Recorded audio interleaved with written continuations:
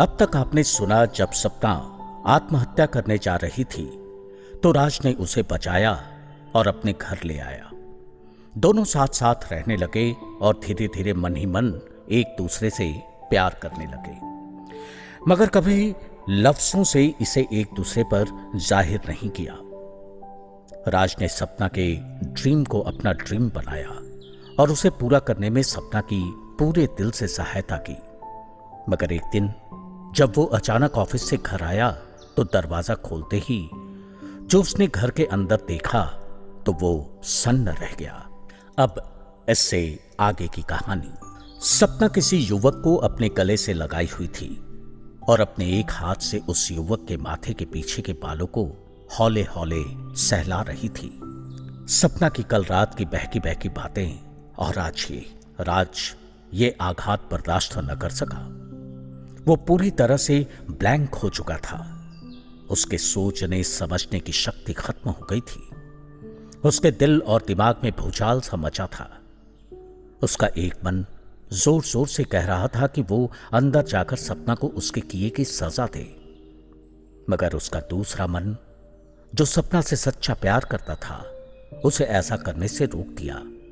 आखिर वो ऐसा कैसे कर सकता था, क्योंकि सबको अपनी जिंदगी अपने तरीके से जीने का पूरा हक है। सपना चाहे जिसे प्यार करे या न करे। राज दरवाजा बंद कर लिफ्ट से नीचे चला गया। सुकून और चैन पाने के लिए अब उसका एक ही सहारा था, समुद्र के किनारे उसी चट्टान पर बैठकर उठते मचलते और चट्टानों से टकराते लहरों को निहारना। राज ने जब दरवाजा बंद किया तो उसकी आवाज से सपना को लगा कि शायद दरवाजा पर कोई है। सपना तेजी से दरवाजा खोली और राज को लिफ्ट के अंदर जाते हुए देखी। वो समझ नहीं पा रही थी कि आखिर राज घर के अंदर क्यों नहीं आया। सपना ने दूसरे लिफ्ट का बटन दबाया, मगर वो लिफ्ट उस समय उस फ्लोर पर नहीं थी। 10वें फ्लोर पर आने में लिफ्ट को थोड़ा समय लग गया। सपना लिफ्ट से नीचे पहुंची, मगर कहीं जाने के लिए राज तब तक टैक्सी में बैठ चुका था। सपना जोर से राज को आवाज लगाई, मगर राज ने पलटकर नहीं देखा। शायद राज को सपना की आवाज सुनाई नहीं दी। सपना नीचे मोबाइल लेकर भी नहीं आई थी। वो फिर से लिफ्ट से ऊपर गई और मोबाइल से राज को कॉल किया। रिंग बजती रही, मगर राज ने कॉल अटेंड नहीं किया। सपना जल्दी से उस युवक को विदा की और टैक्सी पकड़कर समुद्र की ओर चल पड़ी, क्योंकि उसे पूरा यकीन था कि राज समुद्र के किनारे उसी चट्टान पर मिलेगा। राज समुद्र के किनारे उसी चट्टान पर बैठा हुआ था, मगर उसकी आंखों के आगे बार बार वही दृश्य नजर आ रहा था। राज सोच रहा था, वो अपने आप से बात कर रहा था। इस संसार में कहने के लिए भी मेरा कोई अपना नहीं है। मैं हमेशा से अकेला रहा, नितांत अकेला। मैं अपनी जिंदगी से बहुत खुश तो नहीं था, पर मुझे अपनी जिंदगी से शिकायत भी नहीं थी। सपना मेरी जिंदगी में आई, मेरे सोए हुए अरमानों को जगाई, और फिर जब उसका काम निकल गया, फिल्मों में तरक्की की सीढ़ियां चढ़ने लगी, तो मुझसे किनारा कर ली, जैसे मेरा इस संसार में होने का कोई मायने ही नहीं है। क्या मेरे जज्बातों का उसकी नसों में कोई मोल नहीं? ऐसी जिंदगी जीने का क्या फायदा, जहां मेरे होने या न होने से किसी को कोई फर्क ही नहीं पड़ता हो। राज सपना की बेवफाई बर्दाश्त नहीं कर पा रहा था। उसके दिलो दिमाग में एक आवेग सा उठा, तूफान सी हलचल हुई और उसके अंदर से एक ही आवाज आने लगी, ऐसी जिंदगी जीने का क्या फायदा, ऐसी जिंदगी जीने का क्या फायदा, ऐसी जिंदगी जीने का क्या फायदा। राज उठ खड़ा हुआ, अपने दोनों बाहें हवा में फैला दी। ठीक उसी समय सपना वहां पहुंची, राज की ओर देखी और दूर से ही आवाज लगाई, नहीं राज, रुक जाओ, ऐसा मत करो, एक बार मेरी बात तो सुन लो। उबड़ खाबड़ चट्टानों की परवाह किए बिना सपना दौड़ती हुई राज की ओर बढ़ी और जोर जोर से चिल्लाती रही, रुक जाओ राज, राज रुक जाओ, रुक जाओ राज, रुक जाओ। मगर सपना की बातों का राज पर कोई असर नहीं हुआ। या तो राज ने सुनकर भी अनसुना कर दिया या सपना की आवाज तेज लहरों के शोर में कहीं खो गई। राज अपनी बाहें फैलाए गहरी सांस ली और जोर से बोला, सपना, मैं इस दुनिया को छोड़कर हमेशा हमेशा के लिए जा रहा हूं, मगर मैं भगवान से यही प्रार्थना करता हूं कि तुम हमेशा हमेशा खुश रहो और तरक्की की नई नई ऊंचाइयों को छुओ। अलविदा ए दुनिया वालों, अलविदा सपना, अलविदा। और समुद्र में छलांग लगा दी। सपना पागलों की तरफ बदहवास कभी एक तरफ तो कभी दूसरी तरफ जा जाकर लहरों की ओर देखते हुए चिल्ला रही थी, राज, राज तुम कहां हो, कहां हो राज, राज तुम कहां हो। मगर राज का कहीं कुछ पता नहीं था। शायद सुकून और चैन की तलाश में वो हमेशा हमेशा के लिए लहरों में कहीं खो गया। सपना बच्चों की तरह फूट फूट कर रोते हुए बोली, तुमने ये क्या किया राज, ये क्या किया।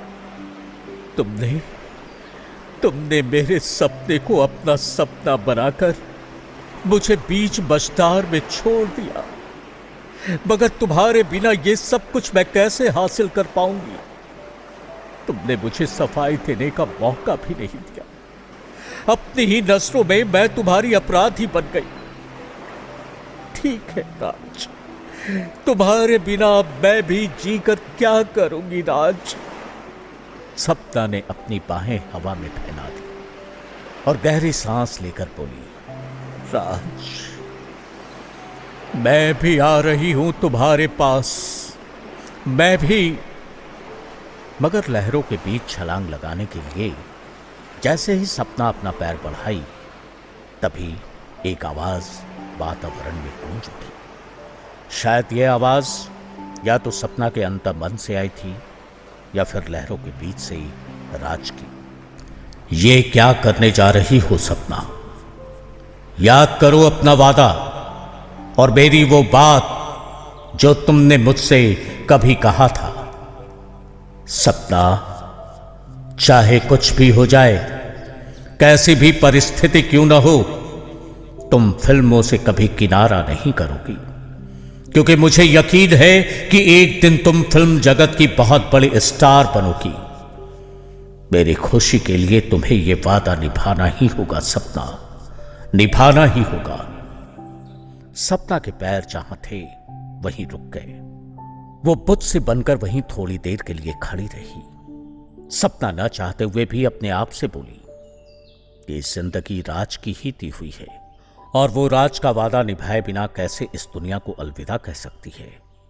मुझे राज की ख्वाहिश पूरी करनी ही होगी और उसके खुशी का मान रखना ही होगा। भारी मन से सपना पुलिस को फोन करके इस घटना की सूचना दे दी। काफी कोशिश के बाद पुलिस टीम गोताखोरों की मदद से राज की लाश समुद्र से बाहर निकाली और पोस्टमार्टम के लिए भेज दिया। पुलिस टीम सपना के साथ पुलिस स्टेशन पहुंची। पूछताछ के दौरान सपना रोते रोते पुलिस को अपना ब्यौरेवार बयान दर्ज कराई।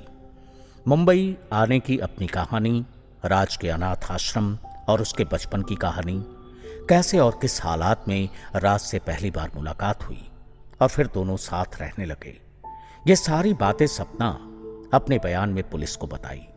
दरअसल हम दोनों एक दूसरे को मन ही मन प्यार करने लगे थे, मगर हमने कभी खुलेआम इस बात को एक दूसरे पर जाहिर नहीं की, क्योंकि इसकी कभी जरूरत ही नहीं पड़ी। अंत में सपना ने पुलिस को राज के आत्महत्या की हकीकत बयान की। आज मैं लेट से उठी थी। राज ऑफिस जा चुका था।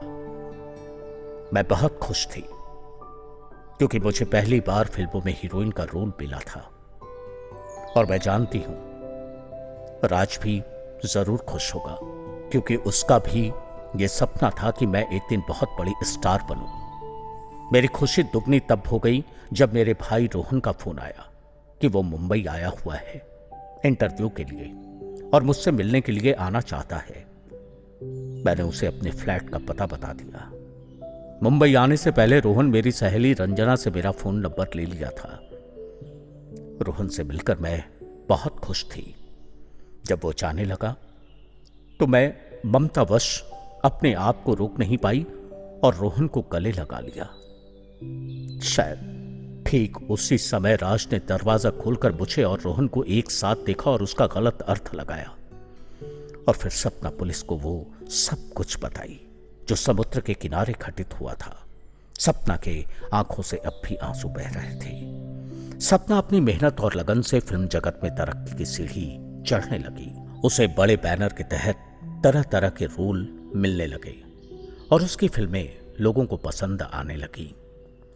उसे वो सब कुछ मिला जो वो चाहती थी, जो राज का भी सपना था, मगर कभी उसे सुकून और चैन नहीं मिला।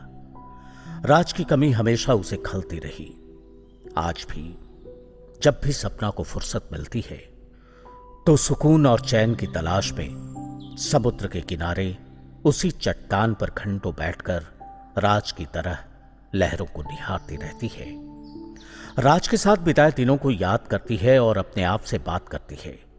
उसे ऐसा महसूस होता है जैसे राज वहीं कहीं हो और उसकी मन की बात सुन रहा हो। वो हमेशा अपने आप को इस बात के लिए दोषी मानती है कि काश मैं कभी अपने प्यार का इजहार राज पर खुलेआम कर देती तो शायद वो मेरे और रोहन के साथ का कभी अर्थ गलत नहीं निकालता और हमारे प्यार की कहानी का यूं अंत ना होता। काश मैं राज से कभी मिली ही ना होती। काश राज फ्लैट के अंदर आकर मेरे और रोहन के साथ की हकीकत जान पाता। काश। आप सुन रहे थे युगल सिन्हा द्वारा लिखित कहानी काश। आवाज थी श्रीकांत सिन्हा की। सुने और सुनाए लोटस सेवियो हिंदी कहानियां। हमारे चैनल को सब्सक्राइब करना ना भूलें।